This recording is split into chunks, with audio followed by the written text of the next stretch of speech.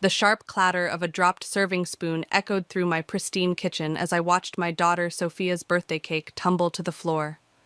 16 perfect roses, crafted from buttercream, now splattered across imported Italian tiles. I stood frozen, staring at the mess, my hands trembling. It wasn't just a cake, it was everything I'd been holding inside for years. My name is Daria, and I've spent the last 18 years of my life trying to be the perfect wife and mother in a family that never truly accepted me. Tonight was supposed to be different. Sophia's sweet 16 should have been my moment to prove myself to the Sheltons once and for all. Mama, don't cry. Sophia appeared in the doorway, her dark eyes, so like mine, filled with concern. We can fix it. I wiped my hands on my apron, forcing a smile. Of course we can, Habibi. There's still time before the guests arrive. Let me help, she insisted, already reaching for the spare cake ingredients I always kept stocked. No, you should be getting ready. Your father's family will be here soon. Sophia's face darkened at the mention of her father's family. They won't notice anyway, they never do. The truth in her words stung. I turned away, busying myself with cleaning up the mess. Through the kitchen window, I could see the elaborate tent setup in our backyard, white lights twinkling like stars.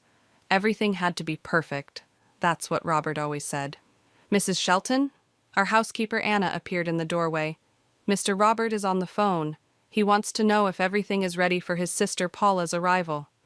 Of course he did. Paula, with her society connections and subtle sneers at my Moroccan heritage, always came first. Tell him yes, I replied, already cracking eggs for a new cake. Everything will be perfect. The next few hours passed in a blur of cooking and organizing. I'd prepared all of Sophia's favorites, pastilla with honey and almonds, herb-crusted lamb, and a selection of Mediterranean desserts that would make any chef proud. Not that Robert's family would appreciate the cultural touches. Daria! Robert's voice boomed through the house. Paula and Morgan are here! I quickly smoothed my hair and straightened my dress before heading to the foyer. Paula stood there in her designer outfit, air-kissing Robert's cheeks while Morgan hovered nearby, both of them pointedly ignoring the aromas wafting from my kitchen. The tent looks lovely, Paula commented, speaking to Robert as if I weren't there. Though I would have used the caterer I recommended. Daria insisted on cooking herself, Robert replied, his tone making it clear he agreed with his sister. I felt my cheeks burn but kept my smile fixed in place. The food is ready whenever you'd like to begin. Where's the birthday girl? Morgan chirped, her voice syrupy sweet. As if on cue, Sophia descended the stairs, stunning in her new dress. My heart swelled with pride, and then immediately deflated as Paula rushed forward. Oh, darling, you look just like a Shelton. She embraced Sophia, shooting me a triumphant look over my daughter's shoulder. The evening proceeded exactly as expected. I served course after course while Robert's family held court at the main table, barely acknowledging my presence. Sophia tried several times to include me in conversations, but Paula's loud interruptions and Morgan's strategic topic changes effectively kept me in my place, on the periphery. It wasn't until the guests began leaving that I found the note, tucked beneath my apron on the kitchen counter. Sophia's familiar handwriting made my heart catch. Mama, I saw you tonight, really saw you. The way they treat you, the way Papa lets them. It's not right. You're so much more than they know. Remember how you used to tell me stories about your restaurant dreams back in Casablanca? How you wanted to share our culture through food. I miss that fire in your eyes. Please don't let them extinguish it completely. You deserve better than being their silent chef. I love you. Sophia. The paper trembled in my hands as tears finally spilled over. Through the window I could see Robert laughing with Paula and Morgan by their cars, probably sharing another joke at my expense. Sophia stood apart from them, her eyes fixed on the kitchen window where she knew I'd be watching. She raised her hand in a small wave, and in that gesture, I saw everything I'd been trying to protect her from. By staying quiet, by accepting my role as the family's convenient cook and silent wife, I'd taught my daughter that it was okay to be diminished. The note crumpled in my fist as something inside me shifted. The fire Sophia mentioned, it wasn't extinguished. It had been banked, waiting. And now, watching my daughter stand alone in solidarity with me, I felt it roar back to life. I smoothed out the paper, carefully folding it and tucking it into my pocket. Tomorrow would be different. Tomorrow I would remember who I was before I became Mrs. Shelton. Tomorrow they would learn that they'd underestimated the wrong woman. The morning after Sophia's party, I found myself sitting in Rose's cozy cafe, the same place I'd retreated to countless times over the years when the Shelton mansion felt more like a prison than a home. The smell of freshly baked bread and coffee wrapped around me like a familiar embrace. "You look like hell," Rose said, sliding into the booth across from me. Her chef's apron was dusted with flour, her gray-streaked hair escaping its bun. "Spill it." I pushed Sophia's note across the table. Rose read it, her expression darkening with each line. "That girl of yours," she said. "She sees everything, doesn't she?" "She shouldn't have to." I wrapped my hands around my coffee mug, seeking warmth. "When I first came to America, I had such dreams, Rose. My little restaurant in Casablanca was thriving. I thought marrying Robert meant I could dream bigger." "Instead, you became their personal chef," Rose finished, her voice sharp with anger. "When was the last time you actually cooked for joy, Daria? Not for them, not for show, but for yourself?" The question hit me like a physical blow. "I can't remember." "Then it's been too damn long." Rose leaned forward, her eyes intense. "Remember when you first started working here? Before Robert? You had plans for a fusion restaurant, Moroccan meets modern American. Your test dishes had people lining up around the block. That was different. I was different." "Bullshit." Rose's palm slapped the table, making our coffee cups rattle. "You're still that same woman. You're just buried under years of Paula's condescension and Robert's indifference." A young couple at the next table glanced our way, but Rose ignored them. "You know who called me this morning?" she continued. "Brock Duncan. Remember him? That cocky kid you mentored in culinary school?" I nodded. Brock had been talented but directionless until I'd taken him under my wing. "He's looking to invest in a new restaurant. Says the market's perfect right now for something authentic, something with a story." Rose's eyes gleamed. "He asked about you specifically." My heart skipped a beat. "Rose, I can't what? Can't reclaim your life? Can't show your daughter what it means to stand up for yourself?" She pulled out her phone, scrolling through messages. "Brock's at that new coffee shop on 5th Street right now. He's got an hour before his next meeting." "You already told him I'd come, didn't you?" Rose's smile was unapologetic. "Damn right I did. Now go wash your face, fix your hair, and remember who you were before you became Mrs. Shelton." 20 minutes later, I walked into the trendy coffee shop, spotting Brock immediately. He'd grown from that scruffy culinary student into a polished businessman, but his eyes lit up with the same enthusiasm when he saw me. "Chef Daria!" He stood, pulling me into a warm hug. "God, how long has it been?" "Too long," I admitted, settling into the chair across from him. "I heard about your daughter's party last night. Whole food scene was buzzing about your Bastilla." He leaned forward. "That's actually why I wanted to talk to you. I've got this space opening up in the Arts District. Prime location, amazing bones, but it needs the right concept, the right story." I found myself leaning in too, caught by the excitement in his voice. "Remember those fusion dishes you used to create? The way you balanced traditional Moroccan flavors with modern techniques?" He pulled out a tablet, showing me pictures of a beautiful old building. "Imagine that, but elevated. A place where culture meets innovation, where every dish tells a story." "My story," I whispered, and something long dormant stirred in my chest. "Exactly." Brock's grin widened. "And the timing couldn't be better. The food scene is craving authenticity right now. Real stories, real passion." My phone buzzed, a text from Robert. "Paula's coming for dinner. Make that lamb dish she likes." I stared at the message, feeling the familiar weight of expectations pressing down. But this time, instead of acquiescing, I thought of Sophia's note, of the fire she wanted to see in my eyes again. "What exactly are you proposing?" I asked Brock. He spent the next 30 minutes outlining his vision, or rather, my old vision, updated for today's market. With every word, every possibility he described, I felt more of my old self emerging. I'd need 3 months, I heard myself say. To develop the menu, train staff, get everything perfect. Brock's eyebrows shot up. Is that a yes? It's a maybe? I stood, straightening my shoulders. Send me the business proposal, all of it, finances, timeline, everything. I need to know exactly what I'm getting into. He scrambled to his feet. You'll have it tonight. Walking back to my car, I felt lighter than I had in years. My phone buzzed again. Another text from Robert asking about dinner. This time I smiled as I typed my response. Making something new tonight. Time for a change. The fire Sophia mentioned? It wasn't just flickering anymore, it was blazing. What do you mean you're opening a restaurant? Robert's voice cut through our bedroom as I packed my overnight bag. We already discussed this years ago. The Shelton name can't be associated with... He waved his hand dismissively. Street food.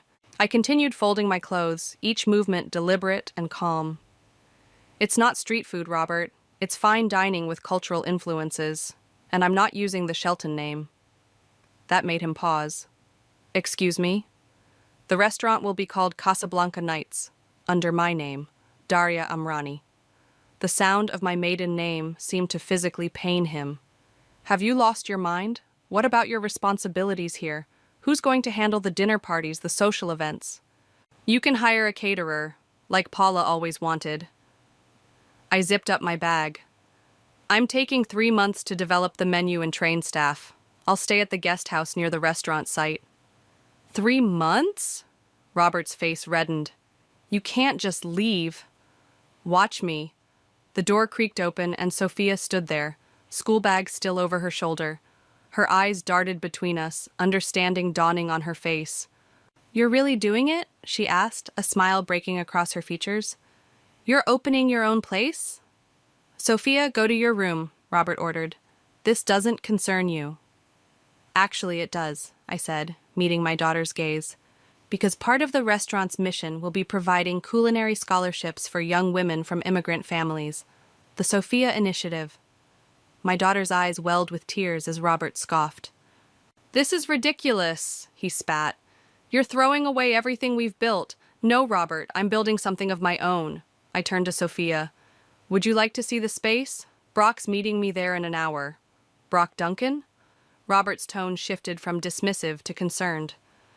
The restaurant developer? You're working with him? He's my partner in this venture. Well, minor partner. I allowed myself a small smile. I'm the majority stakeholder. Sophia bounced on her toes. Can I really come see it? Absolutely not. Robert stepped between us. You have piano lessons. Actually, Sophia pulled out her phone, showing a calendar app. I quit piano last month. Told Mrs. Harrison I needed to focus on my college applications. You'd know that if you ever asked about my lessons instead of just paying the bills. Robert's mouth opened and closed soundlessly as Sophia walked past him to stand beside me. Let's go, Mama. The restaurant space took my breath away. Exposed brick walls, soaring ceilings with original wooden beams, and windows that filled the room with natural light. Brock was waiting inside with blueprints spread across a makeshift table. Chef. He straightened up, then noticed Sophia. And this must be the namesake of our scholarship program. Sophia beamed. This place is amazing. Look at those archways. They're just like in the photos of your old restaurant in Morocco, Mama. That's exactly what I thought, Brock said, pulling out some design sketches. We're thinking of incorporating traditional Moroccan architectural elements, but with a modern twist. Your mother's food philosophy in physical form. I ran my hand along the brick wall, remembering my tiny kitchen in Casablanca. The open kitchen will go here, I said, pointing. I want guests to see the process, the passion that goes into each dish. Like your Thursday cooking lessons with me, Sophia added. Remember how you always said food tastes better when you can see the love that goes into it? Brock raised an eyebrow. Thursday cooking lessons? Every Thursday since I was little, Mama would teach me a new recipe from Morocco. Sophia's voice softened. It was our special time, just us. No Shelton family rules or expectations. That's exactly the feeling we want to create here, Brock said, scribbling notes. Authentic, intimate, special. My phone buzzed, Paula calling. I declined it. The contractors can start next week, Brock continued. We'll need to move fast to hit our timeline. About that timeline, I said, pulling out my own notebook, I want to open exactly 3 months from today. That's ambitious, Brock hesitated. It's perfect, I corrected. It's the same night as Paula's annual charity gala. Sophia's eyes widened as she caught my meaning. The one where all of Dad's society friends attend? The very same. I smiled, remembering every slight, every dismissive comment Paula had ever made about my cooking. We'll send out our opening night invitations first thing tomorrow. Mama, Sophia whispered, you're kind of scary right now. No, Habibi. I pulled her close, kissing the top of her head. I'm just finally awake. Brock looked between us, then grinned. Well then, let's make sure this opening night is one the city never forgets. Standing in that empty space, my daughter's hand in mine and plans spreading out before me, I felt more alive than I had in 18 years. Robert and his family wanted to keep me in my place? Fine. I'd create my own place, and make sure they had a front row seat to watch me do it. So what made you decide to burn it all down? Ellis asked, her recorder placed between us on the guest house's kitchen counter. The young journalist had been recommended by Rose, who swore she could be trusted to tell my story the right way. I sprinkled Ras El Hanout into the simmering tagine. I'm not burning anything down. I'm building something up. While coincidentally scheduling your opening night to compete with your sister-in-law's biggest social event of the year? Ellis's eyes sparkled with understanding. Try this, I said, offering her a spoonful of the sauce. Her eyes widened at the taste. Oh my God, she moaned. This is incredible. What's in it? Family secrets, I winked. Speaking of secrets.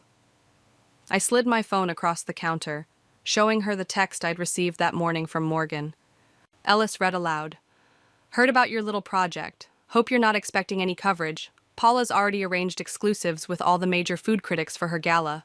Wow, they're playing dirty. They always do. I adjusted the heat under the tagine. But they forget. I've been watching them play for 18 years.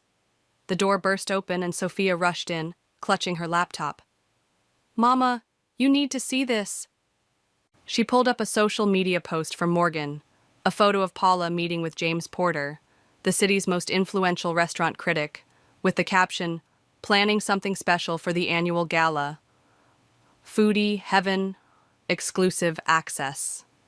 They're trying to lock down all the media coverage, Sophia fumed. It's not fair. Ellis leaned forward, suddenly very interested. May I? She gestured to Sophia's laptop. After a few clicks, she smiled. James Porter, huh? Fun fact, he was my mentor at culinary school before I switched to journalism. He's always had a weakness for authentic cultural cuisine and interesting stories. I met her gaze. How interesting. Well, Ellis closed the laptop. What's more interesting than a talented chef reclaiming her heritage and creating opportunities for other immigrant women, all while certain society figures try to shut her down? Sophia bounced in her seat. Could you really help us get coverage? Better. Ellis pulled out her phone. I could help you get the right coverage, the kind that makes Paula's charity gala look exactly like what it is. Rich people patting themselves on the back while trying to suppress actual cultural innovation. A knock at the door interrupted us. Rose entered, looking troubled. We've got a problem. Morgan was just at the cafe meeting with some of your potential suppliers. She's trying to convince them to back out of their contracts with you. My hands stilled over the tagine. Can she do that? She's offering them exclusive contracts with all of Paula's charity events. Year-round business versus just your restaurant. Rose's face hardened. Some of them are considering it. Then we'll find new suppliers, I said, but my voice wavered. No. Sophia stood up, determination blazing in her eyes. We'll do better than that. Ellis, can you come with me? I have an idea. They disappeared for hours. When they returned, Sophia was practically glowing. Remember Mrs. Patel from my school? She asked. The one who always brings those amazing samosas to Cultural Day? Her family owns 3 international food markets in the city. And Mr. Ramirez from the community center? His brother runs a wholesale produce company. Ellis picked up the thread. We spent the afternoon meeting with immigrant business owners who've dealt with similar tactics from bigger competitors. They're not just willing to supply Casablanca nights, they want to be part of the story. What story? I asked. The story of how a group of immigrant entrepreneurs came together to support one of their own against... Ellis checked her notes with a grin. What Mrs. Patel called country club colonizers trying to control the city's food scene. Rose let out a low whistle. Paula's not going to like that narrative. No, I agreed, a slow smile spreading across my face. She's not. My phone buzzed. Another text from Morgan. Hope you're not in too deep yet. Would hate to see you embarrass yourself. Sophia read it over my shoulder and snorted. She really doesn't know who she's dealing with, does she? None of them do, Rose said. That's going to be their biggest mistake. Ellis was already typing on her phone. James just agreed to meet for coffee tomorrow. He's intrigued by the situation. I turned back to my tagine, adding a pinch more saffron. The spice bloomed in the heat, releasing its distinct aroma. Precious, powerful, and impossible to ignore. Just like the truth we were about to serve up. Sophia, I called over my shoulder, get your notebook. It's time I taught you my special Bistilla recipe, the one that won me my first restaurant in Casablanca. The one you never made for Paula's parties? She asked. Exactly. I smiled, remembering the dish that had started my culinary journey. Some recipes you save for people who actually appreciate them. Ellis hit record on her device again, catching the moment. In the background, Rose was already making calls to more potential allies. The pieces were falling into place, forming a picture Paula and Morgan never saw coming. They wanted to play games with contracts and critics? Fine. I'd show them what 18 years of simmering rage could cook up. The invitations to Casablanca Night's grand opening hit social media like a perfectly timed bomb. Gold-embossed cards featuring intricate Moroccan patterns and the promise of a revolutionary culinary experience appeared on the Instagram feeds of every major food influencer in the city. Your phone's been buzzing non-stop, Sophia said, peering over my shoulder as I worked in the nearly completed restaurant kitchen. Is that Paula calling again? Third time today. I checked the latest message and laughed. Now, Morgan's threatening to call Robert's lawyer. Because you're opening a restaurant? Sophia rolled her eyes. That's pathetic, even for them. The kitchen door swung open, and Brock rushed in, looking flustered. We might have a situation. Rose was just seen having lunch with Morgan at the Westbrook Club. My hands froze over the spice mixture I was preparing. What? My contact saw them sharing papers, looking pretty intense. Brock ran a hand through his hair. I know Rose is your friend, but... She's more than a friend, I interrupted. She's family. There has to be an explanation. Sophia pulled out her phone. I'll call her. No need. Rose's voice came from the doorway.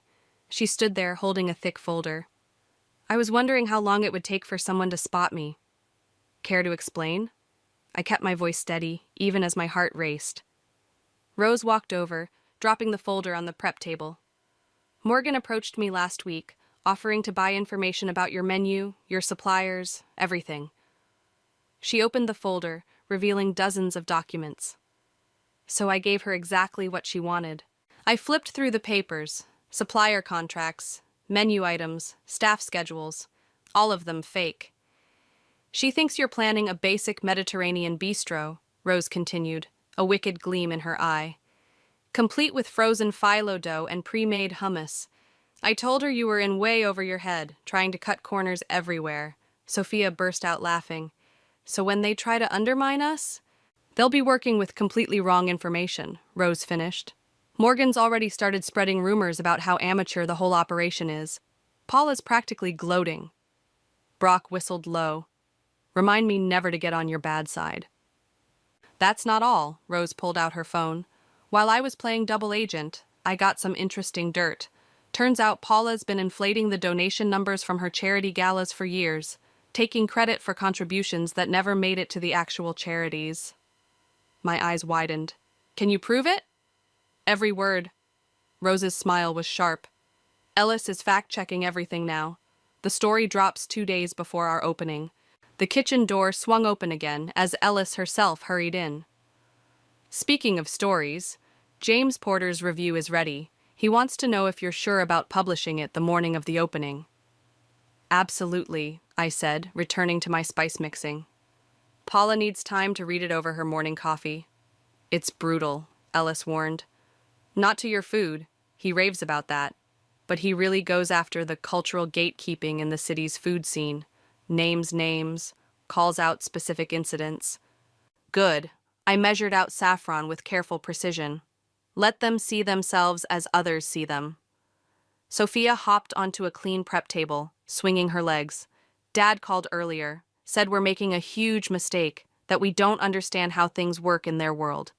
No, I sprinkled the finished spice mixture over the lamb shoulder, waiting to be slow roasted. They don't understand how things work in mine.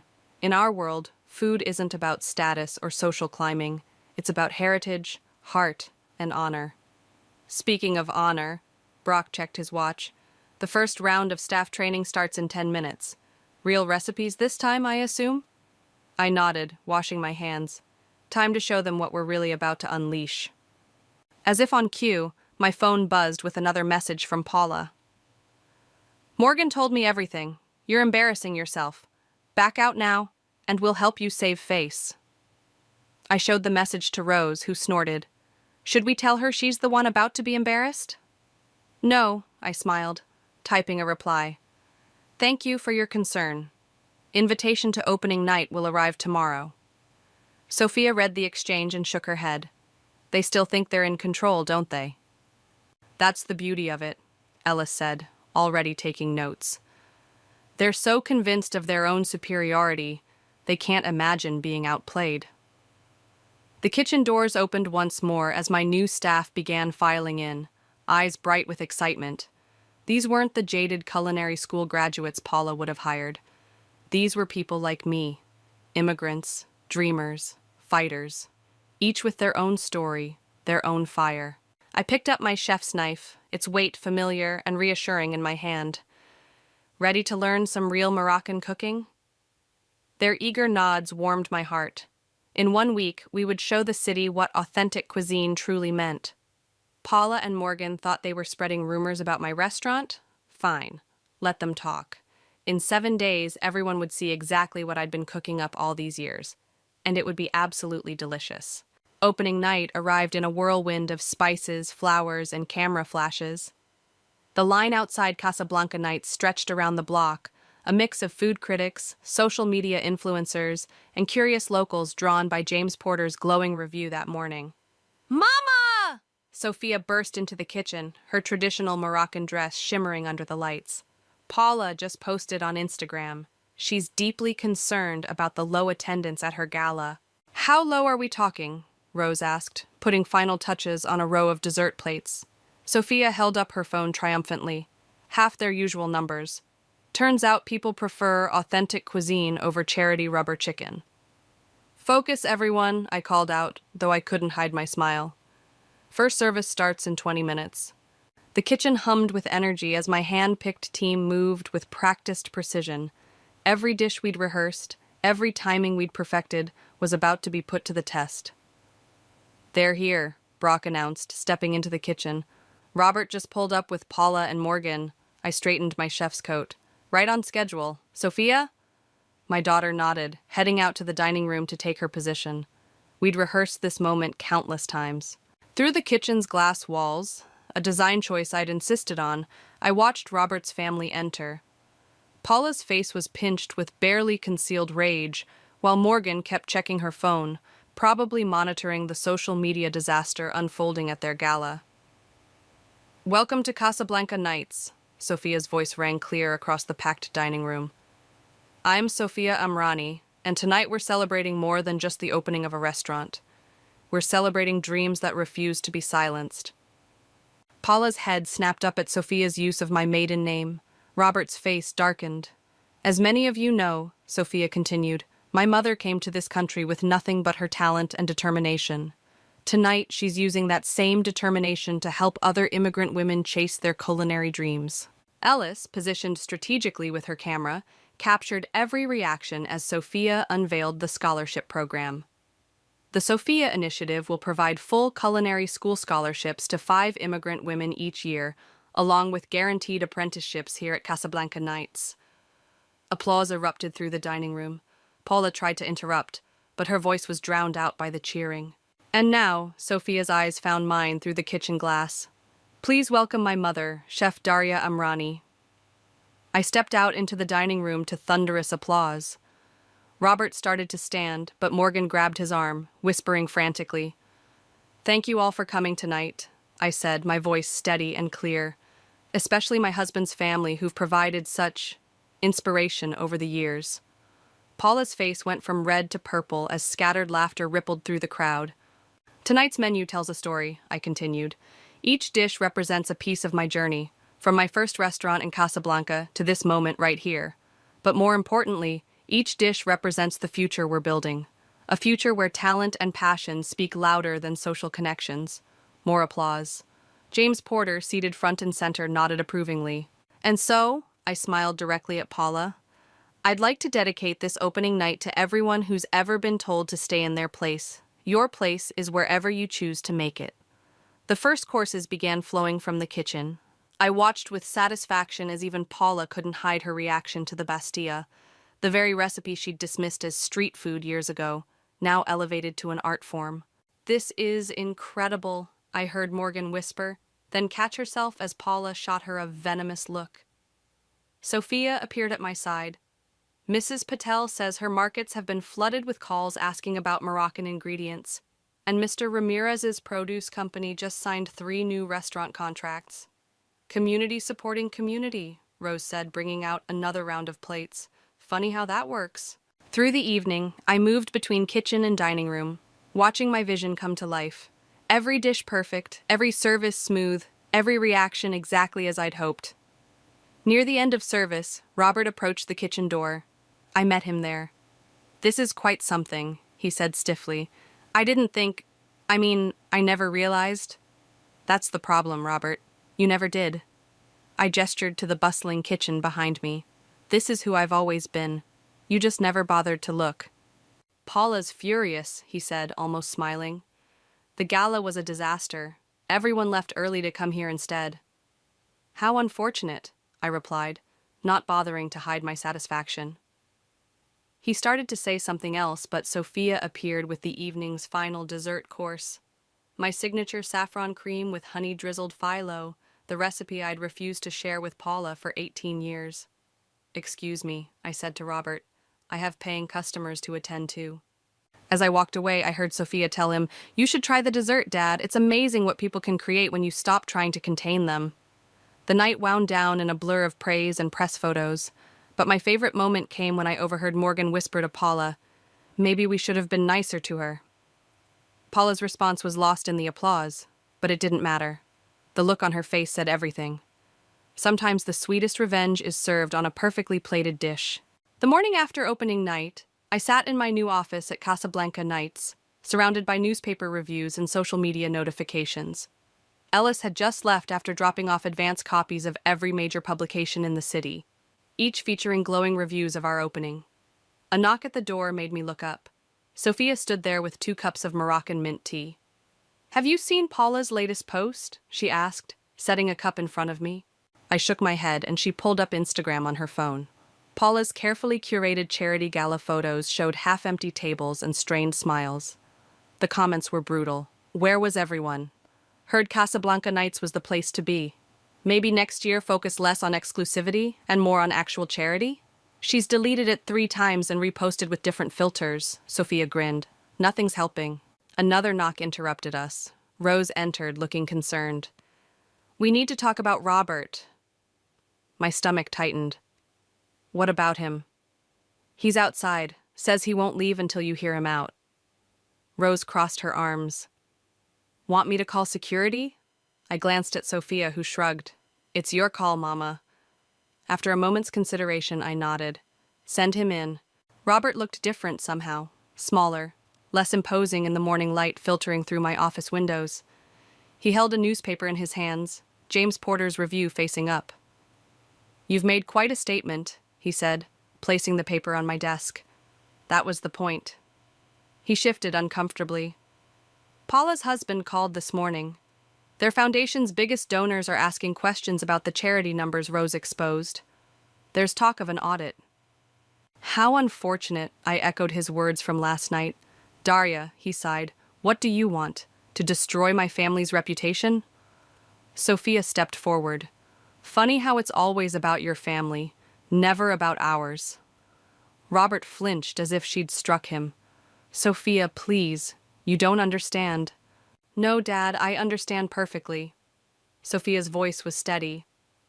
I watched for years as you let your family treat Mama like she was beneath them, like her culture, her talent, her dreams didn't matter. And you know what's worse? I started to believe it too. That's not true, Robert protested. I never what? I interrupted. Never stopped them? Never stood up for us? Never even noticed how much it hurt your own daughter to see her mother diminished? I thought I was protecting you both, he said weakly, helping you fit in. By erasing everything that made me who I am? I stood up, my hands flat on the desk. That's not protection, Robert. That's erasure. A commotion outside drew our attention. Through the office windows, I could see Paula storming through the restaurant, Morgan trailing behind her.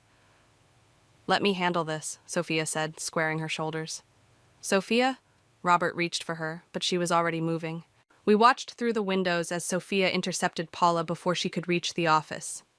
Even from here, I could see Paula's face turn red as Sophia stood her ground. What's she saying? Robert asked, moving closer to the window. Why don't we find out? I opened the door, letting Paula's voice carry in. Ungrateful little traitors, after everything our family has done. Done what? Sophia's voice cut through Paula's tirade. Done your best to make my mother feel worthless? Done everything possible to remind us we're not real Sheltons? How dare you, Paula started, but Sophia wasn't finished. No, how dare you? You want to talk about family? Look around. Sophia gestured to the restaurant. This is family. Every person here believes in Mama's vision, supports her dreams, celebrates her culture instead of trying to suppress it. Morgan tugged at Paula's sleeve. Maybe we should go. Yes, I said, finally stepping forward. You should. Paula whirled to face me, but whatever she saw in my expression made her pause. Your charity numbers are being investigated, I continued calmly. Your social standing is in shambles, and the worst part? It's all your own doing. I just had to step aside and let everyone see who you really are. This isn't over, Paula hissed, but her voice wavered. Actually, it is. Robert's voice surprised us all. He moved to stand beside Sophia. Enough, Paula. You've done enough damage. Paula's mouth fell open. Even Morgan looked shocked. But she's ruining everything, Paula sputtered. No, Robert said quietly. We did that ourselves, all of us. The silence that followed was deafening. Finally, Morgan grabbed Paula's arm. Come on, we're leaving. As they retreated, Robert turned to me. I know it's too late to fix everything, but... You're right, I cut him off. It is too late, but it's not too late to start over, as equals this time. Sophia slipped her hand into mine, and I squeezed it tight. I'd like that, Robert said softly. Good. I gestured to the dining room, where my staff was preparing for lunch service.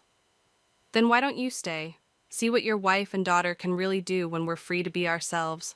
The look of pride on Sophia's face made everything, every slight, every struggle, every moment of doubt, worth it. Sometimes the best revenge isn't about destroying your enemies. It's about building something so beautiful they can't help but see what they've lost. The autumn breeze carried the scent of saffron and roses through Casablanca Night's open doors as I watched Sophia adjust her chef's coat in the kitchen mirror. Her hands trembled slightly as she straightened the embroidered name. Sophia Amrani, sous chef. Ready? I asked, though I already knew the answer. She'd been ready for this moment since she was 16. Almost? She pulled an envelope from her pocket. Remember this? I recognized her note from that fateful birthday party instantly. The paper was worn now, creased from countless readings. I keep it in my wallet, I admitted, to remind me. I have something new to add to it. She handed me a fresh piece of paper. I wrote it this morning. The door opened before I could read it. Ellis poked her head in, camera ready. They're here. First group of scholarship recipients just arrived. Sophia bounced on her toes. How many applications did we end up with? Over 300, Rose answered, entering with a stack of prep lists.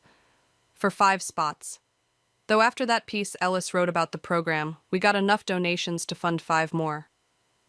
10 dreams coming true, I smiled, tucking Sophia's new note into my pocket for later. Let's go meet them. We walked into the dining room together, where 10 young women stood nervously in a cluster. Their faces reminded me of my own arrival in America, that mix of hope and uncertainty, determination and fear. Welcome to your new home, I began, but a commotion at the door interrupted me. Robert entered, followed by Paula. My body tensed automatically, but something was different. Paula's usual pristine appearance was slightly disheveled, her eyes red-rimmed. I'm sorry we're late, Robert said quietly. Paula has something she'd like to say. The room fell silent as Paula stepped forward. She clutched a newspaper, the morning's edition featuring a story about her foundation's audit and subsequent restructuring. She faltered, then straightened her shoulders. I came to offer something. After the audit, after everything. I've been doing a lot of thinking. About family, about pride, about the difference between maintaining appearances and maintaining values. She turned to face the scholarship recipients. My foundation has been reorganized. New board, new mission. We'd like to partner with the Sophia Initiative. Match the scholarships, double the impact. Sophia's hand found mine as whispers rippled through the room. Why? I asked simply. Because you were right, Paula's voice cracked. About everything. About what really matters. About what family should mean. She met my eyes directly. I spent so long trying to keep people out that I forgot why we built these institutions in the first place. It's not that simple, I said. Trust takes time. I know, Paula nodded. I'm not asking for forgiveness. I'm asking for a chance to do better, to be better. I looked at Sophia, seeing the same cautious hope in her eyes that I felt. We'll need to discuss the details. Set clear terms. Of course. Paula reached into her bag, pulling out a folder. I brought a proposal, reviewed by Robert's new lawyers. Complete transparency, joint oversight. Rose took the folder, already scanning the contents with sharp eyes. I'll look this over carefully. I wouldn't expect anything less, Paula said, and for the first time, there was respect in her voice. I turned back to our scholarship recipients, who had watched the exchange with wide eyes. This is your first lesson in the culinary world. Sometimes the most unexpected ingredients create the finest dishes. Sophia stepped forward. And sometimes the strongest families are the ones we build ourselves, one person at a time. The rest of the morning passed in a blur of introductions and orientations. As our new students toured the kitchen, I finally pulled out Sophia's note from my pocket. Dear Mama, it read. Remember when I told you I missed the fire in your eyes? Now I see it every day, not just in you, but reflected in every person whose life you've touched. You didn't just reclaim your dreams. You created a space where others could dream too. That's real power. That's real revenge. That's real love. Thank you for showing me what it means to stand tall, to fight smart, and to win with grace. Love, Sophia. I looked up to see my daughter demonstrating proper knife technique to our new students, her movements confident and precise. Robert stood nearby, watching with genuine pride. Even Paula, seated at the bar with Rose reviewing the proposal, seemed transformed, softer somehow, more human. Beautiful sight, isn't it? Ellis appeared beside me, camera clicking. Want to know my favorite part of this whole story? What's that? It's not over. She grinned. It's just beginning. She was right. This wasn't an ending. It was a transformation of family, of power, of purpose. The revenge I'd sought had evolved into something far more satisfying. Creation instead of destruction. Inclusion instead of exclusion. Strength through unity rather than division. I tucked Sophia's note back into my pocket and headed toward the kitchen. There were lessons to teach, dreams to nurture, and a new kind of family to build. And this time, everyone was welcome at the table.